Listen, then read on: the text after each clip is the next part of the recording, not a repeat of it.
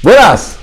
Finalmente o vídeo que vocês tanto esperavam. Eu sei que eu tenho muitos seguidores no canal que gostam do motor EA855, o 2.5 litros da Jetta Variant e do Jetta MK5 Sedan, né? E também da Jetta Variant MK6.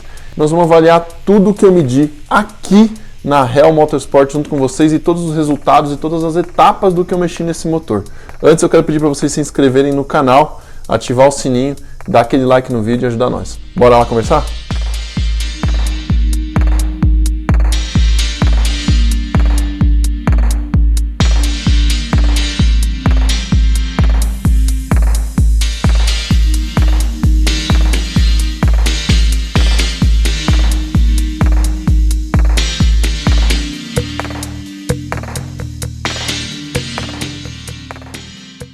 Jetta 2.5 litros, né? Esse motor é um motor bem comum lá fora. Vocês sabem que a gente faz muitas manutenções nesse motor aqui na Alvento, né? E que eu pessoalmente tenho essa Jetta que está aqui atrás, né? Que é uma Jetta Variant, tem uma história bem legal minha aí. Um dia eu faço um vídeo para vocês só para contar a história da Jetta, mas vamos falar sobre o assunto desse vídeo, que é desempenho, performance, né? Muito se fala que esse carro é manco, muito se fala que esse carro não entrega uma performance, né? Um desempenho tão entusiasmante, né? Mas um ronco maravilhoso.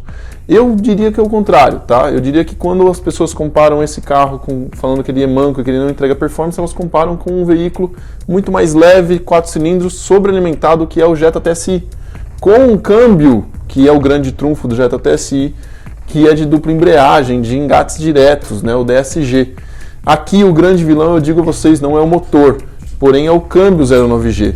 Luciano, grande vilão porque esse câmbio quebra? Não, olha, tem câmbios mais antigos, tem câmbios que não receberam manutenção adequada que quebram, muita gente chama esse câmbio de bomba, mas eu digo que é vilão porque esse câmbio ele rouba quase 30% do resultado de desempenho que esse motor entrega, tá? Vocês vão ver através das análises que a gente fez aí aqui no dinamômetro da Hell Motorsport com meu amigo Elton.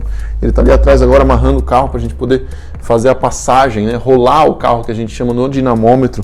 Ele tem um dinamômetro de solo aqui, de rolo da Servitec calibrado, e eu fiz todas as medições desse carro desde original aqui nesse mesmo dinamômetro em condições muito semelhantes em questão de temperatura, pressão, que vocês sabem que isso altera muito o resultado, ainda mais se tratando de um carro aspirado. Esse sim um veículo que precisa receber aquela correção da norma SAI, né? É J229, Elton? Me corrija se eu estou errado. SAI J229 é uma norma. Por quê? Porque motores aspirados, naturalmente aspirados, eles dependem de quantidade de oxigênio, de pressão atmosférica, de temperatura para entregar todo o desempenho. Então, quando você tem um dinamômetro localizado no nível do mar, ele tem uma condição de temperatura e pressão. Quando você tem um dinamômetro localizado numa altitude muito alta, ele tem uma outra condição de pressão e principalmente de quantidade de oxigênio, e esses motores dependem dessa quantidade de oxigênio para poder ter uma queima perfeita, para poder entregar desempenho. Então, sempre que você vê um carro que passou sobrealimentado, com correção no dinamômetro SAI J229, saiba que aquele resultado está mascarado, tá, pessoal? Não é um resultado correto. Em motores naturalmente aspirados, aí sim é interessante aplicar a correção, tá? Para que você possa ter um resultado equivalente, no mínimo, a outros dinamômetros localizados em outras altitudes, em outros lugares, em outras temperaturas. Bacana? Então vamos lá, vamos rolar esse carro. Esse carro hoje ele está com velas novas, a gente fez toda a manutenção e com remap estágio 1. Tá? Eu não fiz alteração de escapamento no carro ainda e eu adicionei um intake, né? Um tubo de admissão de ar com filtro esportivo que vai trazer alguns cavalinhos também. Bora ver esse resultado? Vamos lá!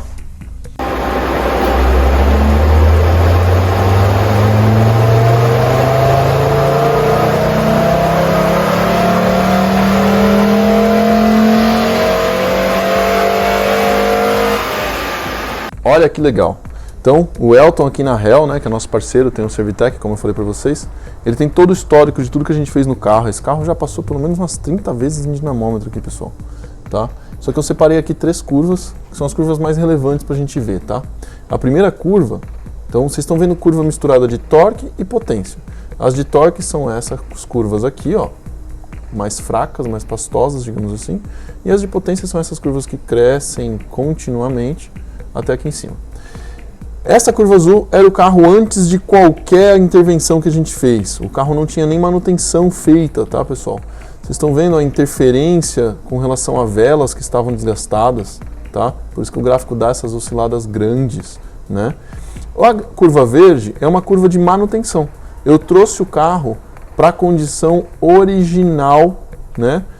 Tudo bem, é um motor de 148 mil quilômetros, mas um carro com condição de fluidos, vela, bico, limpeza, filtros, tudo novinho para a gente poder testar o carro. O carro deu 118 cavalos de roda. Foi nessa condição que eu testei as bobinas do R8, as vermelhinhas, deu 1 cavalo de roda as bobinas, mantive o carro com os 118 cavalos de roda. Então, teu carro é uma Jetta 2.5 original. Quantos cavalos esse carro tem? 170 cavalos de motor, porém 118 cavalos de roda, tá? Se você dividir 118 por 170, você vai ver que tem uma perda de 30% nesse câmbio. Esse dado é interessante para a gente poder fazer a conta reversa, vocês vão entender o que eu vou fazer. Por quê? Porque o dinamômetro ele mede potência nas rodas, não significa que essa é a potência no motor. Quando ela passa pela transmissão, ainda mais tratando de uma transmissão automática convencional, que é o caso desse carro, tem conversor de torque, a gente tem lock-up, a gente tem fluido, a gente tem disco de embreagem com 148 mil quilômetros aqui já desgastados, que não transferem toda a velocidade, todo o torque de uma maneira linear, tá? Então a gente observa isso nesse gráfico, só que 118 cavalos, eu estava com fluido do câmbio novo, filtro de combustível, bicos limpos, eu fiz a troca de velas, limpeza do fluido de arrefecimento, que é legal porque mantém o motor na temperatura ideal de trabalho, coloquei óleo de performance, a gente colocou um Moto 800, ou seja, eu fiz tudo que estava ao meu alcance dentro de um carro original para que eu pudesse ver o resultado como se ela fosse uma Jetta 0 km. E está aqui, 118 cavalos de roda, é essa curva verde aqui, tá? Depois que a gente fez o remapeamento, e é legal a gente perceber que assim, ó, só a manutenção ela já trouxe potência desde baixo, né? Uma diferença de potência em toda a curva, tá? E olha só o torque, também a mesma coisa, o torque também melhorou, principalmente por conta de pressão de combustível, com um filtro de combustível novo adequado, velas novas, né? E os bicos injetores estarem limpos. Legal, pessoal? Agora, com a reprogramação, a gente entrou com o Remap estágio 1, lembrando, esse carro está com combustível gasolina comum, tá? Eu sempre usei gasolina comum no meu carro. Esse carro está com um sistema de escapamento completamente original, tá, pessoal? Então, o que tem de modificação nesse carro? Ele tem a reprogramação nossa de estágio 1 e tem uma adição de um intake, né? Ele tem a adição de um sistema de captação de ar. Aí sim é a curva vermelha que a gente observa aqui, ó, em baixas rotações. Ela praticamente não descola do carro original. Quando a gente já passa aí entre baixas e médias, a partir de 2.500 RPM, ela já começa a ganhar potência, ok? E principalmente a partir das 4.000 rotações, a gente tem aqui, ó, um ganho a gente tem aqui, ó, um ganho muito expressivo de potência até aqui na potência máxima. A gente está aqui no Servitec com 137 cavalos de potência máxima, então está bem aqui, ó, nesse pico da curva. O que a gente observa? Um ganho aqui, ó, de 19 cavalos de potência só com a reprogramação e o intake, tá? Quando a gente fala de um carro aspirado, o sistema de aspiração de ar, ele é na rua muito mais relevante do que no dinamômetro, porque no dinamômetro o carro não está recebendo ar em todas as direções e na velocidade adequada, tá, pessoal? Quando a gente está aqui de terceira marcha, que é o caso desse gráfico, a 5.000 RPM, nós estamos falando de um carro já na estrada a 150 por hora, ok? Então imaginem que o fluxo de ar do carro na estrada a 150 por hora, ele é muito maior do que no caso aqui no dinamômetro parado, mesmo tendo o ventilador apontado para a entrada de ar do carro, tá? Em caso de carros sobrealimentados, essa diferença ela fica menor, mas no carro dos aspirados isso faz muita diferença. Então a gente tem aqui, ó, um ganho de potência muito expressivo e um ganho de torque também, ó. Nas rotações máximas a gente está falando aqui de um ganho de quase 4 kgf de torque, tá? Nas rotações máximas, e desde a baixa rotação aqui, ó, tanto a manutenção quanto a reprogramação trouxeram um aumento de torque. Esse aumento de torque é essencialmente o que vai trazer uma melhora na dirigibilidade do carro, tá?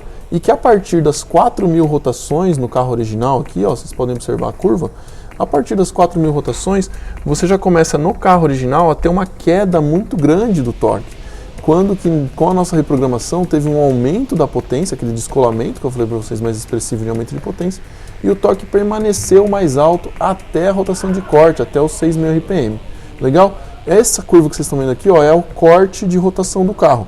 Podem ver que a nossa reprogramação ela é sempre levando em consideração aí um mapa que a gente chama de conservador. Eu podia prolongar a rotação de corte de rotação do carro, tá?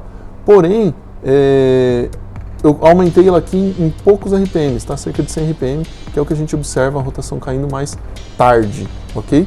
O dinamômetro é sempre calibrado em 3.000 RPM, esse início da curva aqui, todas no mesmo ponto, garantem que as curvas estão sobrepostas no momento correto, né? Ele é calibrado em 3.000 RPM na marcha que você vai fazer a puxada, na marcha que você vai rolar o carro. Então o resultado do nosso remap nesse carro tá aqui, ó. Manutenção trouxe 10 cavalos e o remap mais 20 cavalos com o sistema de intake. Esse sistema de intake a AM promete, né, ganho de até 5 cavalos. Porém, aquilo que eu falei para vocês, talvez esse carro na rua, na estrada, com o fluxo de ar correto, chegue a alcançar até 140 cavalos de roda, mas é uma condição muito difícil da gente reproduzir no dinamômetro. Para todo mundo que sempre desacreditou desse motor, né, como eu falei para vocês, comparam muito ele com o Jetta TSI, tá aqui um resultado de que uma manutenção adequada e um remap, uma reprogramação de potência, mesmo sendo conservadora, como eu falei para vocês, traz um resultado de quase 30 cavalos de roda. Que tal? 30 cavalos de roda é um aumento de mais de 20% no desempenho do carro, porque originalmente ele tinha 118. E aquela conta que eu falei para vocês dos 30%, pegue 140 cavalos e aumente 30%. Nós estamos falando de um carro que atingiu quase 200 cavalos de motor. Bacana? Então é isso, esse é o Alvento, essa foi a reprogramação eletrônica da minha Jetta, comprovado e aprovado aqui para vocês. Valeu? Até a próxima, tchau!